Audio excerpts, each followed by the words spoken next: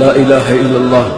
அப்துல்லா பின் ஷகீக் ரஹ்மத்துல்லாஹி அலைஹி சஹாபாக்களுடைய மாணவர் சொல்லுகிறார், நான் சஹாபாக்களை பார்த்திருக்கிறேன், அவர்கள் எந்த ஒரு அமலை விடுவதையும் குஃப்ராக கருத மாட்டார்கள், குஃப்ராக இறை நிராகரிப்பாக கருத மாட்டார்கள், இல்ல ஸலாஹ், தொழுகையை தவிர.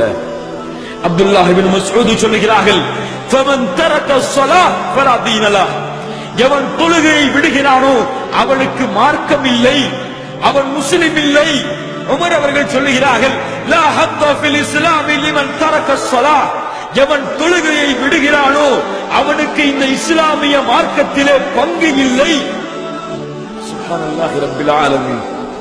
கண்ணியத்துக்குரியவர்களே, சிந்தித்து பாருங்கள், யோசித்து பாருங்கள், இந்த தொழுகை இந்த தரத்திலே நம்மிடத்திலே இருக்கிறதா? இந்த தொழுகையை இந்த தரத்திலே வைத்து பார்க்கிறோமா? தொழுகையை விடுறதானங்க ஏதோ சின்ன பாவம் மாதிரி தான், ஏதோ பொய் சொல்ற மாதிரி புறம் சொல்ற மாதிரி தான் தொழுகையை விடக்கூடிய பாவம் இல்லை என்பிருக்கிறவர்களே.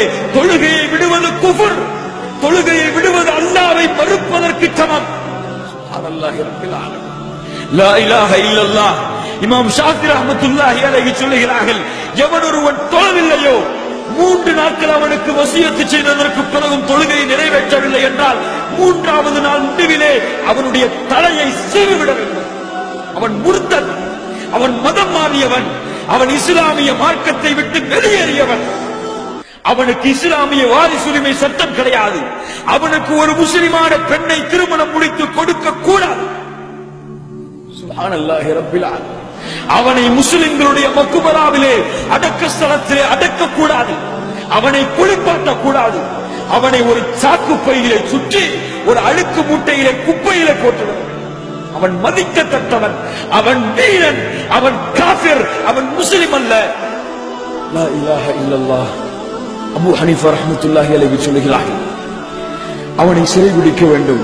இமாம் மாலிக் சொல்லுகிறார்கள், அவன் இஸ்லாமிய மார்க்கத்தை விட்டு வெளியேறவன், அவன் முர்த்ததுடைய சட்டத்தை நிறைவேற்றுங்கள் என்று. கண்ணியத்துக்குரியவர்களை சிந்தித்து பாருங்கள், அல்லாஹ் சொல்லுகிறான், ஃபஹலஃப மின் பஅதிஹிம் கல்ஃபுன் அதாஉஸ் ஸலாஹ். சுப்ஹானல்லாஹ். பின்னால் வரக்கூடியவர்கள் தொழுகையை பாழாக்குவார்கள், மானக்கேடான விஷயங்களை பின்பற்றுவார்கள். இன்னைக்கு நமக்கு எப்படி? அல்லாஹ் பாதுகாக்கும். ஏதாவது நேரம் கிடைச்சது அல்லது பள்ளிக்கு போகக்கூடிய வாய்ப்பு கிடைச்சதுன்னு சொன்னா பருதான தொழுகையை நிறைவேற்றுவோம், இல்லைன்னு சொன்னா ஏதோ தொழுகையை விட்டுட்டு சாதாரணமா 5-10 ரூபாயை தொலைச்ச மாதிரி போய்கிட்டே இருப்போம். சுப்ஹானல்லாஹி ரப்பில் ஆலமீன். சிந்தித்து பாருங்கள் கண்ணியத்துக்குரியவர்களே, அல்லாஹ்வுடைய தூதர் ஸல்லல்லாஹு அலைஹி வஸல்லம் இடத்திலே கேட்கப்பட்டது, ஐயுல் அமலி அஹப்பு இலல்லாஹ், அல்லாஹ்விடத்திலே நேசத்திற்குரிய ஒரு அமல் எது? அல்லாஹ் விரும்பக்கூடிய காரியத்திலே சிறந்த காரியம் எது? அல்லாஹ்வுடைய தூதர் ஸல்லல்லாஹு அலைஹி வஸல்லம் சொன்னார்கள், அஸ்ஸலாத்து அலா வக்திஹா, தொழுகையை அதனுடைய வக்திலே நிறைவேற்றுவது. லா இலாஹ இல்லல்லாஹ். சுப்ஹானல்லாஹி ரப்பில் ஆலமீன். ஜமாத்துடன் தொழுவது, பள்ளியிலே வந்து இமாமோடு சேர்ந்து தொழுவது, இது அல்லாஹ்விற்கு விருப்பமான காரியம். அல்லாஹ்வுடைய தூதர் ஸல்லல்லாஹு அலைஹி வஸல்லம் சொன்னார்கள், ஸலாத்துல் ஜமாஅத்தி அஃதலு மின் ஸலாத்தில் ஃபர்தி பி27 தரஜா. தொழுகையை தனியாக தொழுவதும் தொழுகையை ஜமாஅத்துடன் சேர்ந்து தொழுவதும் 27 தரஜாக்கள் உயர்ந்தது. சுப்ஹானல்லாஹி ரப்பில் ஆலமீன்.